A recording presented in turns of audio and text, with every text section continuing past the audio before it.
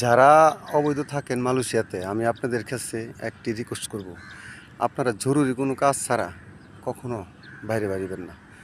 দেখেন, আমি এখন গেছিলাম বাইরে, তো জরুরি কাজ গিয়ে দেখি কি জানেন, পুলিশের এক গাড়ি মুস্তার মাঝে খারাই লিছে। তো দেখেন আমি হাঁফাই গেছি, তাড়াতাড়ি মনে করেন যে আমার কাজটা ছাইরা দোকান থেকে চলে আসছি। তো খুব সাবধান, কথা বুঝছেন? আপনারা যে বাইরে যারা যাইবেন, কাগজপাতি যেন নাই, খুব সাবধান। কারণ কোন সময় পরে যানকে বাগে পাওয়া যায় না। কথার কথা যদিও বেচা বলিসও ধরে, তারপর তো আপনার কাছে যদি টাকা পয়সা না থাকে, তাহলে মনে করেন নিয়ে যাবো থানায়। আর টাকা পয়সা থাকলে আপনার ছাড়বে। তো দরকারটা কি, ভিতরে কাজ কাম সারার চেষ্টা করবেন। যাদের কাগজ আছে তাদের কাছ থেকে আপনারা হেল্প নেবেন, তাদেরকে বলবেন যে ভাই আমার একটা জিনিস নেয়, আপনি এনে দেন। তো সবাই ভালো থাকবেন, সুস্থ থাকবেন। সত্যি অনেক ভয় ঢুকে গেছে, বুঝছেন? কথায় আছে না, চোরের মন পুলিশ পুলিশ।